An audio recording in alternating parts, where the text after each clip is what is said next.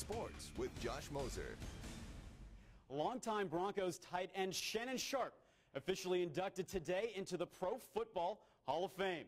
Sharpe brought to the podium by his brother Sterling, who had 5 All-Pro seasons for the Green Bay Packers before his career was cut short by a neck injury. Shannon thanking his brother, and he had this to say about his influence he had on his football career. That can honestly say this: I'm the only pro football player that's in the Hall of Fame, and I'm the second best player in my own family. So obvious applause as we see tears running down brother Sterling's face and possibly one of the most memorable quotes in sports this year. Shannon Sharpe playing 13 of his 14 NFL seasons with Denver, amassing more than 10,000 yards receiving with 62 touchdowns. Sharpe also a 3-time Super Bowl winner, 2 of those coming with Denver. The tight end was also elected to the Pro Bowl 8 different times.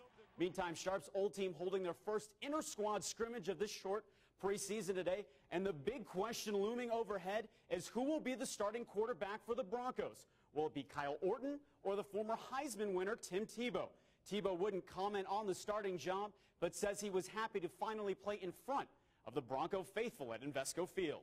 I did pretty well in 7-on-7, but today's more of a day for, getting off the ball, collisions with offensive and defensive line, and then, also just coming out here for the fans.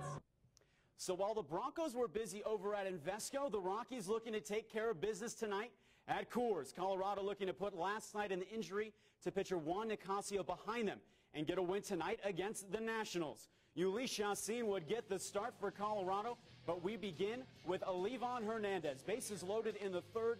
Eric Young Jr. lays down the bunt. Hernandez just too casual with the throw. That trickles into right. Chris Iannetta would trickle home. 1-0 Rocks. 2 batters later, it's Dexter Fowler, and he ropes one down the right field line. Chacin and Young would come around to score.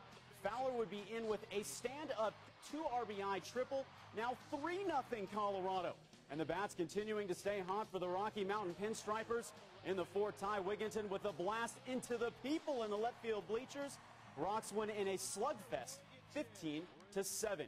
In Colorado with more good news today. Pitcher Juan Nicasio resting easy after successful neck surgery this morning. He fractured his C1 vertebrae in his neck after being hit with a line drive off of the bat of Nationals Ian Kennedy during last night's start. Nicasio laid on the ground for more than 6 minutes before being carted off on a stretcher. There is no timetable for his return.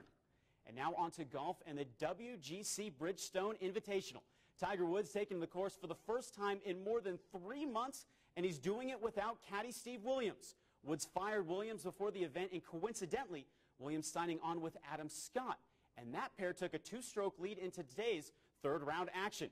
So here's a look at the new duo of Adams and Williams, also Tiger, alongside his new caddy, Byron Bell. We start with Tiger on 15, sinking the birdie putt on the short par 3, but things would fall apart late. Fast forward to 18. Woods would have a short par putt, but he would leave it high.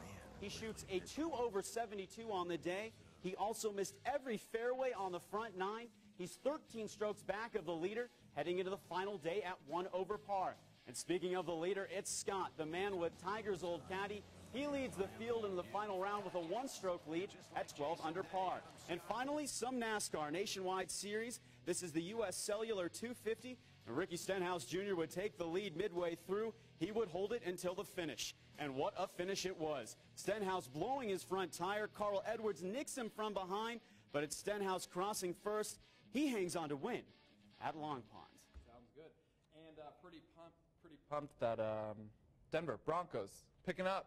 Nothing like Broncos season around here. Oh, it's great. We've got a new head coach. We're starting the preseason on Thursday against Dallas. Jerryland.